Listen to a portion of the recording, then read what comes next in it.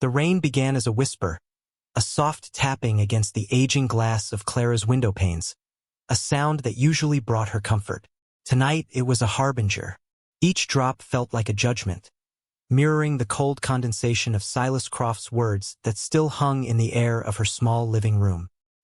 He had been gone for an hour, but his presence lingered like the cloying scent of his cheap cologne, an invasive odor of greed and impatience. He'd stood on the threadbare rug her mother had hooked decades ago, his polished shoes a vulgar intrusion on the sacred, worn ground of her life, and made his final offer. It wasn't an offer. It was an ultimatum, wrapped in a thin veneer of civility that did nothing to hide the threat beneath. "The whole block is coming down, Clara," he had said, his smile never reaching his eyes. "Progress waits for no one, especially not for sentiment." He gestured vaguely at the framed photographs on the mantelpiece, at the faded floral wallpaper, dismissing a lifetime of memories with a flick of his wrist. Her home, the only one she had ever known, was just an obstacle on his blueprint, a stubborn square of sentiment he intended to flatten. She felt the familiar ache in her chest, a hollow space that had been carved out the day she buried Frank. For 47 years, this house had been their fortress. Now it was just a target.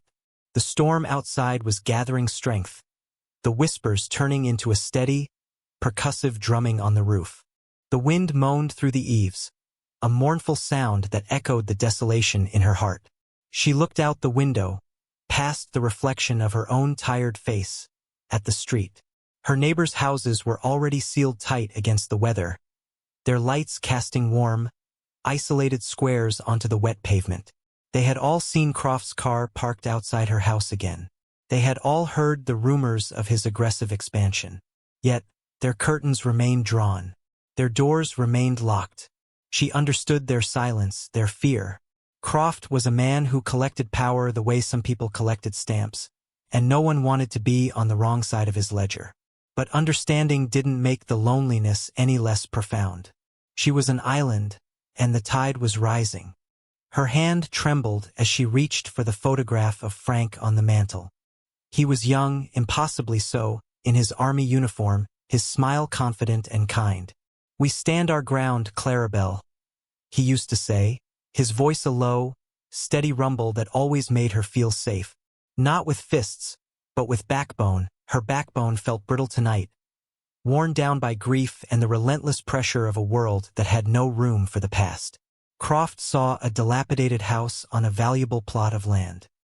He saw a lonely old woman who should be grateful for his pittance of an offer. He didn't see the pencil marks on the doorframe measuring their son's height before he was lost to the fever. He didn't see the spot on the floor where she and Frank had danced to a crackling radio on their wedding night. He didn't see the ghost of a life well lived, a love well tended. He saw only decay, and he wanted to demolish it. The wind howled, rattling the window frame with a sudden, violent gust. Clara flinched, pulling her thin cardigan tighter around her shoulders.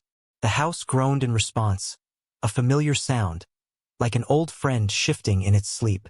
It was her only ally now, the house and the memory of Frank. She had to be enough. The conflict with Silas Croft hadn't begun with his polite, venomous visits. It had started subtly, a slow poisoning of her peace that had eventually erupted into public humiliation. 2 weeks prior, on a bright Tuesday morning, the kind of day that felt like a betrayal when your heart was heavy, she had been at the local market. She was standing in the checkout line, carefully counting out the coins for her milk and bread, when Croft had appeared behind her. He hadn't just joined the line. He had made an entrance, his voice booming across the quiet store. "Well, look what we have here."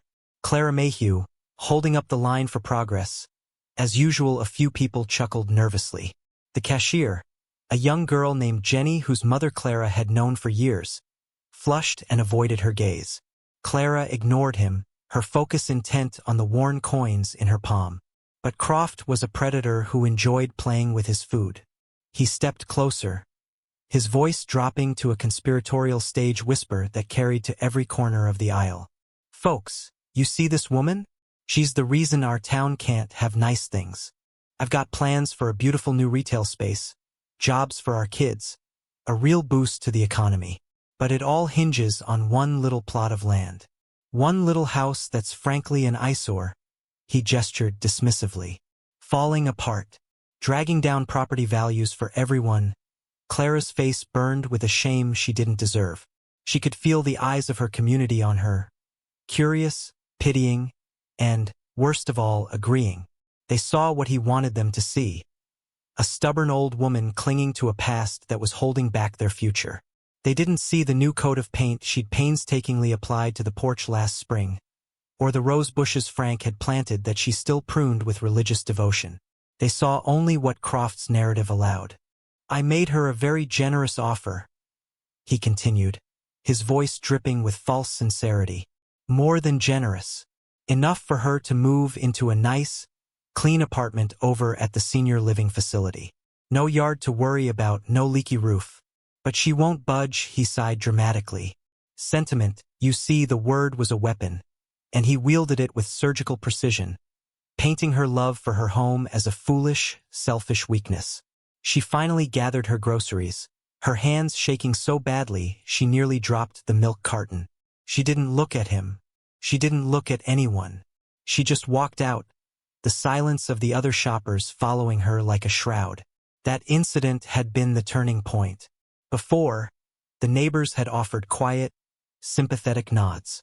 After, they began to look away when she passed, their faces a mixture of guilt and impatience. Croft had successfully framed her as the villain in his story of progress. He was denying her not just her home, but her worth, her place in the very community she had been a part of for over 70 years. He was erasing her, one public comment, one turn back at a time. The house wasn't just a structure of wood and nails. It was the physical manifestation of her identity, her history with Frank, her very dignity. And he was trying to tear it all down, both literally and figuratively, right in front of everyone. Clara's resilience wasn't born of stubbornness, but of devotion. Every corner of her home was a testament to the man she had loved, a library of memories she refused to let a bulldozer erase. The source of her quiet strength lived in the small, sacred details Silas Croft could never comprehend. It was in the faint scent of sawdust that still clung to the air in the small workshop out back, even years after Frank had laid down his tools for the last time. She would sometimes stand in the doorway, running her hand over the smooth, worn handle of his favorite handsaw, imagining the feel of his calloused, capable hands. He had built the kitchen cabinets with his own 2 hands, meticulously measuring and cutting each piece of oak. He'd told her, his eyes twinkling, "A home has to have good bones, Clarabelle, strong foundations." Just like a marriage, their marriage had been built on that principle. Quiet strength, unwavering support, and an unspoken understanding that honor was not about grand gestures, but about the integrity of your everyday actions. Frank had come back from the war a different man, quieter and more watchful, with a profound respect for peace and a deep-seated intolerance for bullies. He never raised his voice, but when he spoke, people listened. He believed in standing your ground, not with aggression, but with the unshakable certainty of your convictions. Let them shout, he'd advise a neighbor during a property line dispute. You just stand where you know is right. The truth doesn't need to yell. This house was her truth. It was where they had weathered every storm, literal and metaphorical. It was where they had grieved the loss of their son, holding each other in the dim light of the hallway, their shared sorrow a bond that could never be broken. It was where they celebrated small victories, a successful garden, a paid-off mortgage, a grandchild's first steps. The worn armchair in the corner of the living room still bore the faint indentation of his body. She could close her eyes and almost see him there, reading the paper, a pair of spectacles perched on the end of his nose. The chipped ceramic mug she used every morning was the one he'd won for her at a county fair, tossing rings over glass bottles with a focus that was both serious and playful. These weren't just things. They were artifacts of a shared life. They were the anchors that kept her tethered to the world now that he was gone. Croft's offer of a sterile, anonymous apartment felt like an offer to amputate her own soul. He was asking her to trade a life's worth of meaning for a check, to betray the promise she had made to Frank, the silent vow to cherish and protect the world they had built together. Her refusal was not about the money or the property. It was a defense of memory itself. It was an act of loyalty to a man who had taught her that some things were not for sale. Her quiet strength was the legacy of his love, a foundation he had laid so deep and so strong that not even a man like Silas Croft could shatter it. She was standing her ground, just as he would have. The truth, she reminded herself, her hand resting on his photograph, doesn't need to yell. It just needs to endure. The storm, which had been a distant threat, now descended upon the small town with the fury of a biblical plague. Rain lashed against the house in horizontal sheets, driven by a wind that shrieked like a banshee. The lights flickered once, twice, then died, plunging Clara into a profound, disorienting darkness. The familiar shapes of her living room became menacing silhouettes in the intermittent flashes of lightning that tore across the sky. The house, her steadfast ally, now felt like a fragile ship tossed on a violent sea. Every creak of the old wood, every rattle of the window frames, sent a fresh jolt of fear through her. The world outside had been erased by the tempest, leaving her utterly and completely isolated. It was in this moment of sensory overload and deep vulnerability that the attack came. A sharp, cracking sound, distinct from the storm's chaos, exploded from the front of the house. It was followed by the tinkle of falling glass. Clara gasped, her heart leaping into her throat. For a terrifying second, she thought the wind had finally broken a window. But then, a flash of lightning illuminated the living room, and she saw it. A spiderweb of cracks radiating from a single point in the large pane of the front window, and on the floor beneath it, a rock. It was a jagged, ugly thing, a piece of raw earth turned into a weapon. Croft. It had to be him. He was using the cover of the storm to escalate his campaign of terror, to shatter not just her window, but her resolve. The message was clear. You are not safe here. No one can protect you. The silence from the neighboring houses was now absolute, a damning void. Surely, someone must have heard the sound, even over the storm. But no lights came on. No doors opened. They were huddled in their own safe homes, locking out the storm and her plight along with it. The fear she felt was cold and sharp, a shard of ice in her gut. This was no longer about business negotiations or public shaming. It was a physical violation, an invasion of her sanctuary. She was an old woman, alone, in the dark, with a broken window and an enemy who was growing bolder with every passing hour. She crept toward the window, her bare feet careful to avoid any stray shards of glass. Peering through the fractured pane, she saw nothing but the swirling chaos of the storm. He, or whoever he had sent, was long gone, swallowed by the wind and the rain. A profound sense of hopelessness washed over her. Frank had always been the one to face the world's ugliness, shielding her with his quiet strength. Now she was on the front lines alone, and the enemy was at her door. The house groaned again, and this time it sounded like a cry of pain. She pressed her hand against the wall, as if to comfort it, to reassure them both. "It's all right," she whispered into the darkness, her voice a fragile thread against the roaring gale.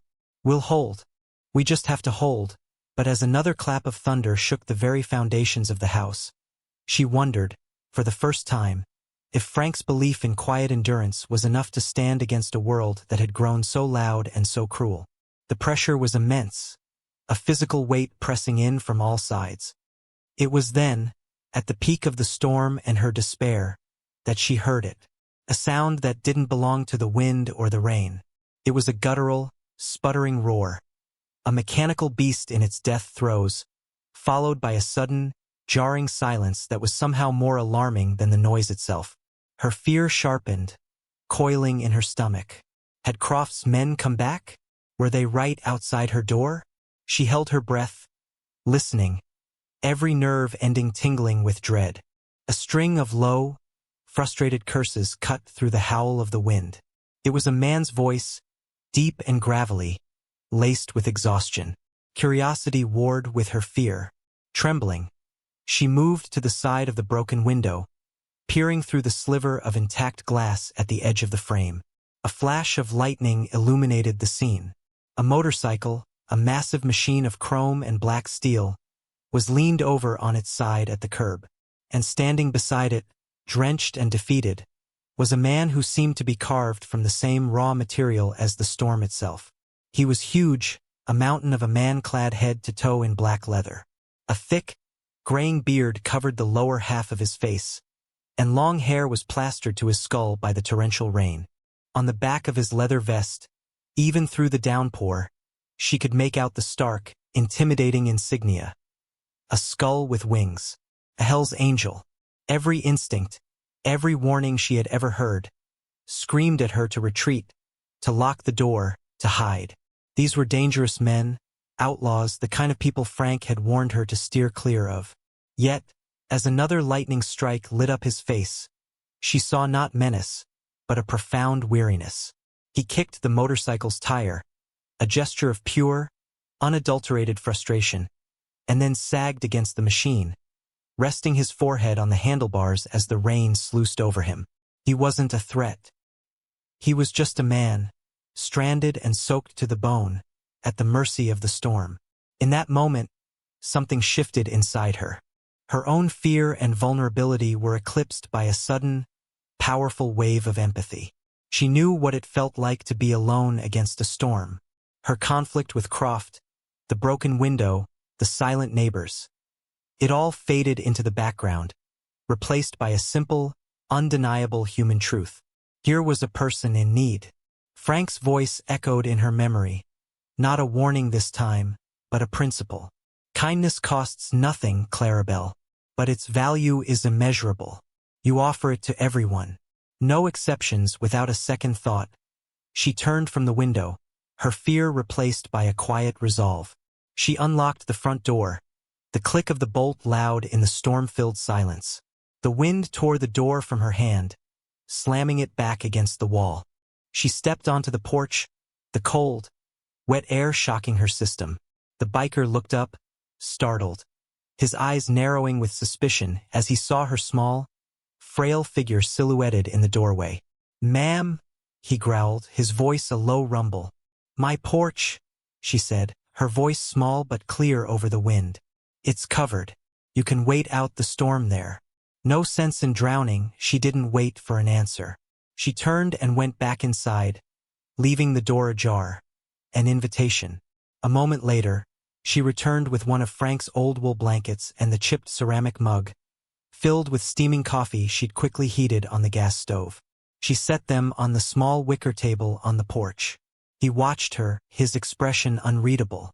Then, with a slow, deliberate movement, he righted his bike and walked onto her porch, dripping water all over the wooden planks. He didn't speak. He just picked up the mug, his large, calloused hands wrapping around it as if to draw warmth into his very soul. It was a simple, selfless act, a small flicker of light in a dark and terrifying night.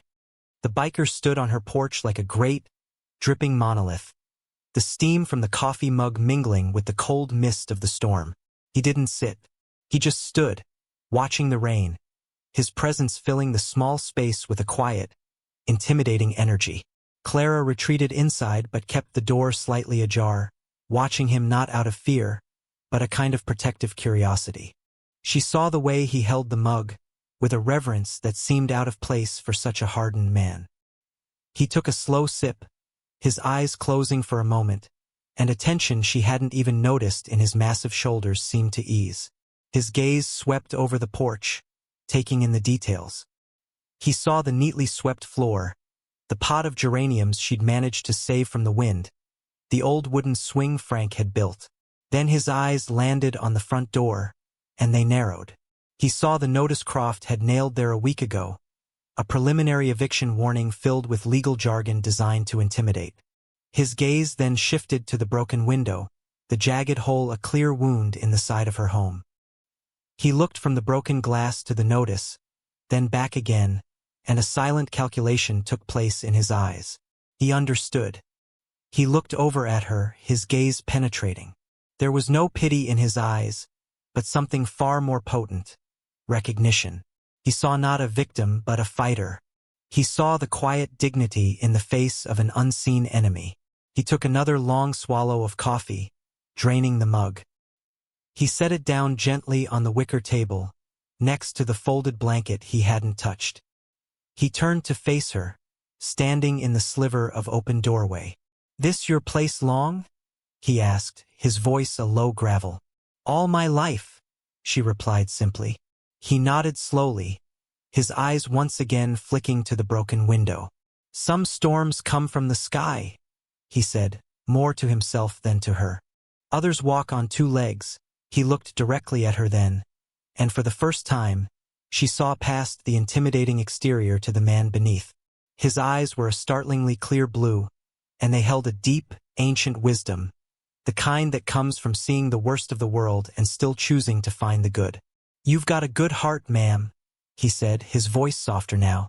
"Some people forget what that looks like. They mistake it for weakness." He pulled on his wet leather gloves. The rain had lessened slightly, from a deluge to a steady, heavy downpour.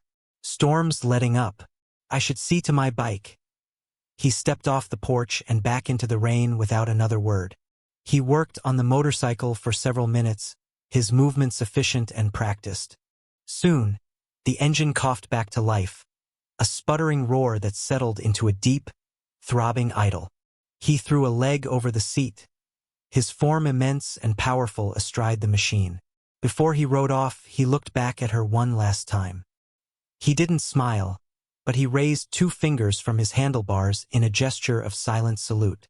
Then he was gone, his taillight a receding red star that was quickly swallowed by the darkness and the rain. Clara closed the door, the warmth of the encounter a small shield against the chill of the night. She didn't know his name or where he was from, or where he was going. But a strange sense of peace settled over her.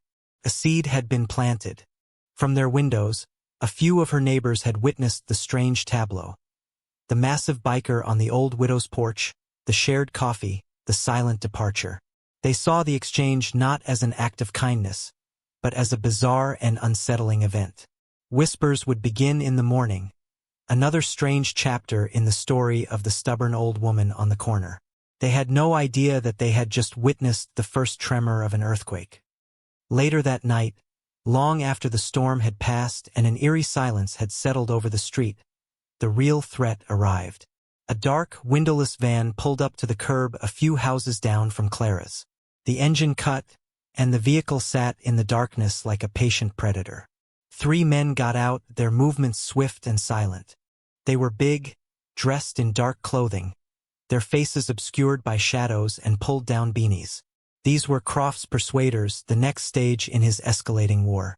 Their job was simple: to terrify Clara into submission, to break what was left of her spirit so she would finally sign the papers. Clara was asleep, her exhaustion having finally won out over her fear. She didn't hear the van, nor the soft footsteps on the wet pavement. The neighborhood was asleep or pretending to be. This was the moment Croft had been waiting for, when she was at her most isolated and vulnerable. But then, a new sound began. It started as a distant hum, a low-frequency vibration that seemed to come from the very earth itself. It was a sound that made the fine hairs on your arms stand up, a primal thrum that bypassed the ears and went straight to the bone. The 3 men paused, looking down the dark street. The hum grew steadily louder, deeper, resolving itself into the unmistakable, syncopated thunder of V-twin engines. 1 headlight appeared at the far end of the street, then 2, then 4. They came over the hill slowly, not with speed, but with an inexorable, deliberate weight. A wave of chrome and black leather cresting the rise. 10 bikes, 20, 50. The sound became a physical presence, a deafening, soul-shaking roar that vibrated through the ground, rattled windows, and shattered the midnight stillness. The 3 thugs froze, their malicious intent dissolving into pure, unadulterated shock. The motorcycles poured onto the street, filling it from curb to curb. They moved with the disciplined precision of a cavalry unit, splitting into 2 columns and lining both sides of the road, their headlights all pointing inward, focused on one single solitary point. Clara's small house. The street was bathed in an intense, multi-beamed glare, turning night into a surreal, stark day. 120 motorcycles. 120 Hell's Angels. They cut their engines in a staggered, rolling cascade, the thunderous roar collapsing into a sudden, profound silence that was more intimidating than the noise. In the center of the formation, at the head of the silent army, sat the biker from her porch. He sat astride his machine, his arms crossed over his massive chest, his face unreadable in the glare of the headlights. He was no longer a stranded traveler. He was a king surveying his domain. The three thugs were caught in the crossfire of 100 silent stares. They were trapped, exposed, their predatory confidence stripped away, leaving them looking small and pathetic. The entire neighborhood was now awake. Lights flickered on in every house. Faces appeared in windows, drawn by the impossible spectacle. They were witnessing a fundamental shift in the balance of power on their quiet suburban street. This was not a random act. This was a statement. Clara's little house, once a symbol of lonely defiance, was now a fortress, surrounded by a silent, leather-clad legion. The message, delivered without a single word, was brutally, terrifyingly clear. You are not to touch this house. You are not to touch this woman. She is one of us. Silas Croft arrived a few minutes later, summoned by a panicked call from his hired muscle. He screeched to a halt at the end of the street, his luxury sedan looking laughably out of place against the wall of iron and steel. He got out, his face a mask of arrogant disbelief, ready to shout, to threaten, to wield his influence. But the words died in his throat. The sheer, overwhelming presence of the bikers silenced him. He saw his three thugs standing like terrified statues, and beyond them, the man who was clearly the leader. The biker, whose name the chapter knew as Preacher, swung his leg off his bike and walked toward Croft. He moved with a slow, deliberate gait that radiated absolute authority. He didn't hurry. He knew the night belonged to him. The neighbors watched, captivated, from the safety of their homes. This was better than television. This was real. The two men met in the middle of the street, in the stark glare of the headlights. Croft, usually so imposing in his tailored suit, seemed to shrink, his expensive clothes no match for the raw power emanating from the man in the leather vest. "This is a private property matter," Croft stammered, trying to reclaim some semblance of control. "You people have no right to be here." Preacher stopped a few feet from him. He was a full head taller than Croft, and his shadow seemed to swallow the smaller man whole. "We're the neighborhood watch," Preacher said, his voice a low, dangerous rumble. "Concerned citizens. Looks like this neighborhood has a pest problem." He gestured with his chin toward Croft's thugs. "You send these rats to scare an old woman?" The confrontation was now a public trial, with the entire street as the jury. One of Preacher's men, a burly sergeant-at-arms with a patch that read Enforcer, stepped forward, holding the threatening notice he'd pulled from Clara's door. "This your handwriting, Slick?" he asked, shoving the paper in Croft's face. Croft paled. His campaign of quiet intimidation was being dragged out into the blinding light. That's a legal document." "And the rock through her window?" Preacher continued, his voice dropping even lower.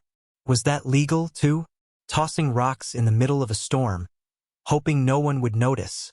A collective gasp went through the unseen audience in the houses. They hadn't known about the rock. They had only known the narrative Croft had spun. Now the truth was being laid bare. Preacher took a step closer, invading Croft's personal space. "I was raised by a woman like her," he said, his voice now laced with a raw, personal emotion that made it all the more menacing. "A woman who worked her fingers to the bone, who the world tried to chew up and spit out. She taught me that you don't measure a person by what they have, but by what they're willing to give. Tonight, in the middle of a damn hurricane, that woman in there," he pointed to Clara's house, "offered a complete stranger her last blanket and a hot cup of coffee. She didn't ask who I was. She didn't care what I looked like. She just saw a man in trouble and she helped." He leaned in, his voice a whisper that was somehow louder than a shout. You, on the other hand, you see a woman alone and you see a target. You mistake kindness for weakness. You're a bottom feeder, Croft, a scavenger. And we don't allow scavengers in our territory. The truth of it all hung in the air, undeniable and devastating. Croft's power, built on whispers and fear, crumbled in the face of this public revelation and the silent, immovable wall of 120 witnesses. The bikers didn't leave at dawn. Their vigil transformed into something else entirely. As the first light of morning broke over the rooftops, casting long shadows down the street, the silent army stirred. But instead of dispersing, they dismounted. Tool rolls were unfurled. Saws, hammers, and drills appeared as if from nowhere. The intimidating force of the night before became a disciplined, efficient construction crew. Preacher directed them with quiet nods and simple hand gestures. A team of 4 men immediately set to work on the broken window, carefully removing the shattered glass and expertly measuring the frame for a new pane they had somehow already procured. Another group swarmed the yard, their powerful forms hunched over, pulling weeds from Clara's flower beds with a surprising gentleness. The rhythmic scrape of shovels and the buzz of a power drill replaced the thunder of engines. They moved with a shared purpose, a silent understanding that this was about more than just a repair job. It was an act of restoration, both for the house and for the woman inside it. Shamed and awed by the display, the community began to emerge from their homes. At first, they just watched, holding coffee mugs on their porches, their faces a mixture of fear and wonder. The silence they had maintained for weeks was finally broken. Mrs. Gable from next door was the first to act. She walked tentatively across her lawn, carrying a tray of fresh muffins. She offered it to the sergeant-at-arms, who looked down at her with an intimidating glare before his face softened into a nod of thanks. That one small act broke the dam. Soon others followed. Coolers of water appeared. Sandwiches were brought out. The men and women who had averted their eyes from Clara for weeks were now actively trying to contribute, to be a part of this strange, powerful act of communal redemption. By midday, Clara's house was being transformed. The new window was in place, gleaming in the sun. A team of bikers was on the roof, replacing loose shingles, their movements sure-footed and confident. The front fence, which had been leaning precariously, was now straight and true, receiving a fresh coat of white paint. Croft was nowhere to be seen. A rumor circulated that a moving truck had been spotted outside his downtown office. His reign of quiet terror was over, broken not by the law or the community, but by a code of honor he could never understand. Late in the afternoon, as the work was winding down, Preacher approached Clara's front porch. She had been sitting there all day, watching in stunned silence as her home was healed by these unlikely angels. He held something in his hand. It was a small, beautifully crafted wooden sign. Burned into the polished grain were the words, "Protected Property," and below the words was the unmistakable winged skull of the Hell's Angels. "So no one gets confused again," Preacher said, his voice gentle. He nailed the sign to the post next to her front door. It was not a threat. It was a shield. Public declaration. This was a place of honor, a home under the steadfast protection of a brotherhood. The bikers had not just scared off a bully. They had rebuilt a fortress and, in doing so, had begun to mend the fractured spirit of an entire community. The sun began to set, painting the sky in hues of orange and purple, the kind of peaceful twilight that had felt like a mockery just 24 hours earlier. Tonight it felt like a benediction. The work was done.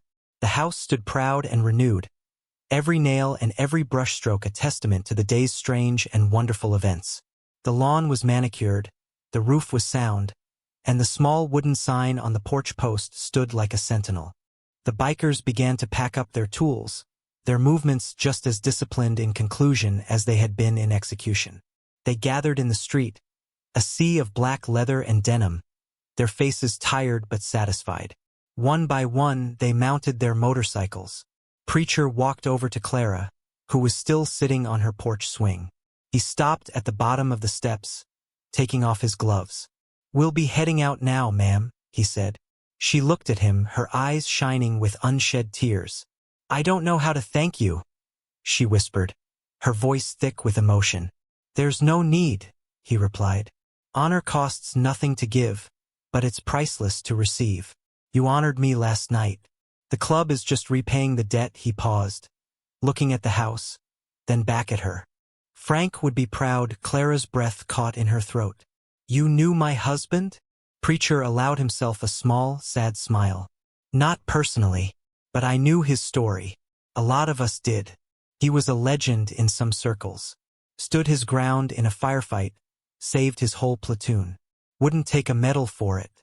Said he was just doing his duty. Men like that, they leave a mark on the world. Their principles don't die with them," and in that moment Clara understood. This wasn't just about a cup of coffee. It was about a legacy. It was about a code of honor that connected a decorated war hero to a brotherhood of outlaws. A thread of integrity that transcended uniforms and leather vests. The bikers started their engines, the familiar, deafening roar returning. But this time it wasn't a threat. It was a salute, a chorus of rolling thunder offered in respect. Preacher gave her one last nod, a gesture of profound, unspoken kinship. He put on his gloves, mounted his bike, and with a final look at the small house and the sign that now guarded it, he led his men away. They rode off into the twilight, their taillights disappearing over the hill, leaving behind a silence that was no longer empty, but filled with the lingering promise of their protection. Clara sat on her porch, listening until the last rumble had faded. She looked at her neighbors, who were standing on their own porches, no longer hiding behind their curtains. They met her gaze and offered small, genuine smiles and nods of respect. She was no longer the lonely widow, the obstacle to progress. She was Clara Mayhew, a woman of principle, a pillar of a community that was just beginning to remember what it meant to stand together. She ran a hand over the smooth, carved wood of the sign, then looked up at the photograph of Frank visible through her new, unbroken window. A quiet smile touched her lips. She had stood her ground, just as he had taught her. And her quiet dignity, in the end, had roared louder than any engine.